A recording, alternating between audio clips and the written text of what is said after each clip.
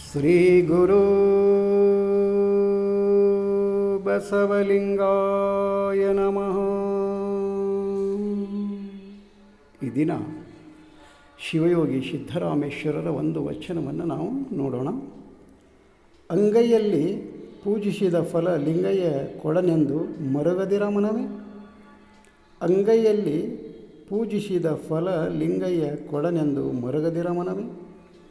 ಅಂಗೈಯಲ್ಲಿ ಫಲ ಅಂಗಲಿಂಗ ನೋಡಿದಂತೆ ನೋಡ ಮನವೇ.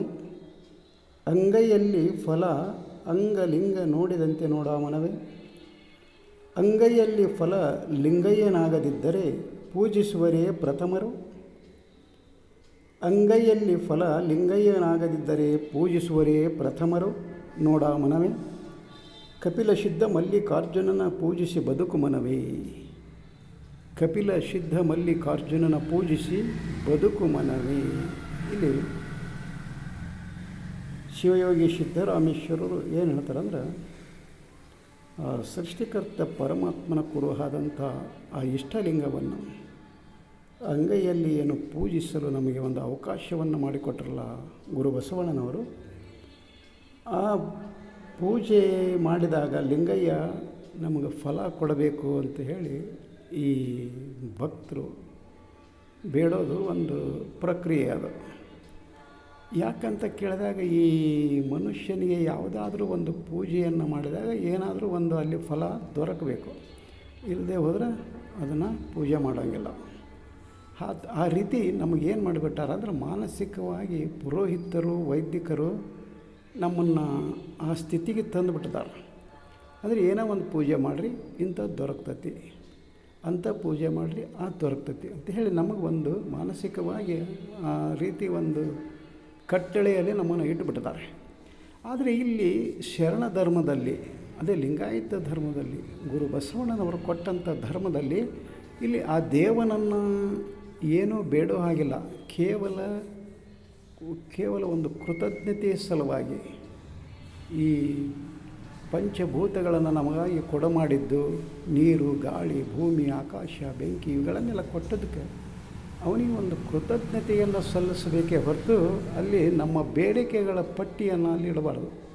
ಅದಕ್ಕೋಸ್ಕರ ಗುರು ಬಸವಣ್ಣನವರು ಒಂದು ಕಡೆ ಹೇಳ್ತಾರೆ, ಬೇಡವಾತ ಭಕ್ತನಲ್ಲ. ಅಂದರೆ ಭಕ್ತ ಆದವ ಅಲ್ಲಿ ಬೇಡಬಾರ್ದು ಅಂತ ಹೇಳ್ತಾರೆ. ಹಾಗೆ ಇಲ್ಲಿ ಅನೇಕರು ಆ ದಿನಮಾನದಲ್ಲಿ ಸಹಿತಕ್ಕೆ ಅಲ್ಲಿ ಒಂದು ಪ್ರಶ್ನೆ ಮಾಡಿರ್ಬೋದು. ಅದಕ್ಕೆ ಇಲ್ಲಿ ಸಿದ್ದರಾಮೇಶ್ವರರು ಹೇಳ್ತಾ ಇದ್ದಾರೆ, ಅಂಗೈಯಲ್ಲಿ ಪೂಜಿಸಿದ ಫಲ ಲಿಂಗಯ್ಯ ಕೊಡನೆಂದು ಮರಗದಿರ. ಅಂದರೆ ಒಂದು ಅಂಗೈಯಲ್ಲಿ ಆ ಇಷ್ಟಲಿಂಗವನ್ನು ಇಟ್ಟುಕೊಂಡು ನಾನು ಪೂಜೆ ಮಾಡಿದೆ, ನನಗೇನು ಫಲ ಕೊಡಲಿಲ್ಲ ಆ ದೇವರು, ಆ ಲಿಂಗಯ್ಯ ನನಗೇನು ಫಲ ಕೊಡಲಿಲ್ಲ ಅಂಥೇಳಿ ಮರಗಬೇಡ ಅಂತ ಹೇಳ್ತಾರೆ ಅವರು. ಹಾಗಾದರೆ ಮುಂದೆ ಏನು ಹೇಳ್ತಾರೆ ಅವರು, ಅಂಗೈಯಲ್ಲಿ ಫಲ ಅಂಗಲಿಂಗ ನೋಡಿದಂತೆ ನೋಡ ಮನವೇ. ಅಲ್ಲಿ ಅಂಗೈಯೊಳಗೆ ಏನದು ಲಿಂಗ ಇದೆಯಲ್ಲ, ಆ ಲಿಂಗ ಬೇರೆಯಲ್ಲ, ನಾನು ಬೇರೆಯಲ್ಲ, ನನ್ನ ಅಂಗ ಬೇರೆಯಲ್ಲ ಅನ್ನುವಂಥ ಒಂದು ಭಾವನೆಯಿಂದ ಅದನ್ನು ನಾವು ಆ ಲಿಂಗ ಪೂಜೆಯಲ್ಲಿ ನಾವು ತೊಡ್ಕೊಳ್ಬೇಕಂದ್ರೆ ನಮ್ಮನ್ನೇ ನಾವು ಪೂಜೆ ಮಾಡಿಕೊಳ್ತಾ ಇದ್ದೇವೆ ಅನ್ನುವಂಥ ಒಂದು ಭಾವನೆಯಿಂದ ಆ ಲಿಂಗಯ್ಯ ಬೇರೆಯಲ್ಲ, ಅಂಗ ಬೇರೆಯಲ್ಲ ಅನ್ನುವ ರೀತಿ ನೋಡಬೇಕು ಅಂತ ಇಲ್ಲಿ ಸಿದ್ದರಾಮೇಶ್ವರರು ಹೇಳ್ತಾ ಇದ್ದಾರೆ. ಮತ್ತು ಮುಂದೆ ಏನು ಹೇಳ್ತಾರೆ, ಅಂಗೈಯಲ್ಲಿ ಫಲ ಲಿಂಗಯ್ಯನಾಗದಿದ್ದರೆ, ಅಂದರೆ ಆ ಅಂಗೈಯಲ್ಲಿರುವಂಥ ಫಲ ಅದು ಲಿಂಗಯ್ಯ, ಆತನೇ ಒಂದು ನಮಗೆ ಒಂದು ಫಲ, ಆತನೇ ನಮಗೆ ಒಂದು ಸಂಪತ್ತು ಅನ್ನೋದೇ ಆಗಿದ್ದರೆ ಪೂಜಿಸುವರೇ ಪ್ರಥಮರು ನೋಡ ಮನವೇ. ಹಾಗಾದರೆ ಆ ಸೃಷ್ಟಿಕರ್ತ ಪರಮಾತ್ಮನ ಕುರುಹಾದಂಥ ಇಷ್ಟಲಿಂಗವನ್ನು, ಅದೇ ನಮಗೆ ದೊರಕಿದ ಒಂದು ಮಹಾಫಲ, ಅದೇ ನಮ್ಮ ಸೌಭಾಗ್ಯ. ಆ ಇಷ್ಟಲಿಂಗ ಸೃಷ್ಟಿಕರ್ತ ಪರಮಾತ್ಮನ ಒಂದು ಕುರುಹನ್ನು ಅದು ಎದೆಯ ಮೇಲೆ ಕಟ್ಟಿಕೊಂಡು ಆ ಕರದಲ್ಲಿಟ್ಟುಕೊಂಡು ಪೂಜೆ ಮಾಡುವಂಥ ಒಂದು ಅವಕಾಶ ಅದು ಲಿಂಗಾಯತರಿಗೆ ಮಾತ್ರ ಇದೆ. ಬೇರೆ ಬೇರೆ ಧರ್ಮದಲ್ಲಿ, ಬೇರೆ ಬೇರೆ ಜನಾಂಗದಲ್ಲಿ ಅಲ್ಲಿ ಗುಡಿಗೆ ಹೋಗಬೇಕಾಗ್ತದೆ, ಮತ್ತೊಂದು ಅವರು ತೀರ್ಥಕ್ಷೇತ್ರಕ್ಕೆ ಹೋಗಬೇಕಾಗ್ತದೆ. ಆ ದೇವ್ರನ್ನ ಕಾಣೋಕ್ಕೆ, ದೇವ್ರನ್ನ ಪೂಜೆ ಮಾಡೋಕ್ಕೆ ಅಲ್ಲಿ ಸಹಿತ ಅವರಿಗೆ ಪೂಜೆಯ ಅವಕಾಶ ಇರೋದಿಲ್ಲ. ಅದು ಕೇವಲ ಪುರೋಹಿತನ ಸೊತ್ತಾಗಿರ್ತದೆ ಅಲ್ಲಿರುವಂಥ ಮೂರ್ತಿ. ಆ ಪುರೋಹಿತನ ಕೈಯೊಳಗೆ ಅದು ಸಿಕ್ಕೊಂಡು ಅದು ವಿಲಿ ವಿಲಿ ಒದಾಡ್ತಿರ್ತದೆ ಆ ಮೂರ್ತಿ. ಹಾಗೆ ಅಲ್ಲಿ ಸಹಿತ ಕೇವಲ ಒಂದು ಕ್ಷಣ ನೋಡಿ ಬರೋದಕ್ಕೆ ಒಂದು ಅವಕಾಶ ಇದೆ ಹೊರತು ಅಲ್ಲಿ ಅದನ್ನು ನಾವು ಇಟ್ಕೊಂಡಾಗಲಿ ಕಟ್ಟಿಕೊಂಡಾಗಲಿ ಪೂಜೆ ಮಾಡುವಂಥ ಒಂದು ಅವಕಾಶ ಅಲ್ಲಿ ಇಲ್ಲ.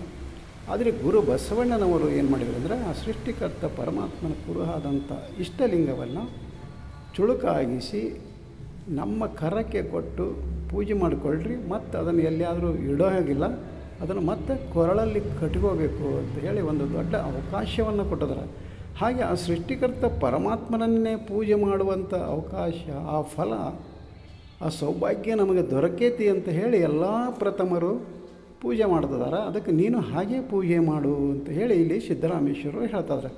ಹಾಗೆ ಮುಂದೆ ಏನು ಹೇಳ್ತಾರೆ, ಕಪಿಲ ಸಿದ್ಧ ಮಲ್ಲಿಕಾರ್ಜುನನ ಪೂಜಿಸಿ ಬದುಕು ಮನವಿ ಅಂದರೆ ಆ ಸೃಷ್ಟಿಕರ್ತ ಪರಮಾತ್ಮನ ಕುರುಹಾದಂಥ ಲಿಂಗವನ್ನು ಅದೇ ನನ್ನ ಭಾಗ್ಯ, ಅದೇ ನನ್ನ ಪುಣ್ಯ ಅಂತ ತಿಳ್ಕೊಂಡು ಅದನ್ನೇ ನೀನು ಪೂಜೆ ಮಾಡಿಕೊಂಡು ನಿನ್ನ ಬದುಕನ್ನು ಹಸನ ಮಾಡಿಕೊಳ್ಳೋ ಮನವಿ ಅಂತ ಹೇಳಿ ಅವರು ಮನಸ್ಸಿಗೆ ಅಲ್ಲೇ ಹೇಳ್ತಾ ಇದ್ದಾರೆ.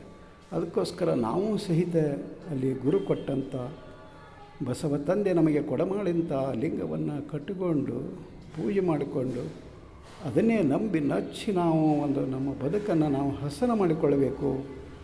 ಸಿದ್ದರಾಮೇಶ್ವರರು ಹೇಳಿದಾಗೆ ಅಂದಾಗ ನಾವು ಮತ್ತೆ ಅಲ್ಲಿ ಏನು ಮಾಡಬೇಕಂದ್ರೆ ವಚನಗಳನ್ನು ಓದಬೇಕಾಗ್ತದೆ. ವಚನಗಳನ್ನು ಓದಿ ಪಚನ ಮಾಡಿಕೊಳ್ಳಬೇಕು. ಆವಾಗ ಮಾತ್ರ ಆ ಇಷ್ಟಲಿಂಗದ ಒಂದು ಮಹಿಮೆ ನಮಗೆ ಗೊತ್ತಾಗ್ತದೆ. ಅದನ್ನು ನಾವು ಯಾಕೆ ಕಟ್ಕೋಬೇಕು, ಯಾಕೆ ಪೂಜೆ ಮಾಡಬೇಕು ಅನ್ನೋವಂಥ ಒಂದು ಜ್ಞಾನ ನಮಗೆ ಸಿಗ್ತದೆ.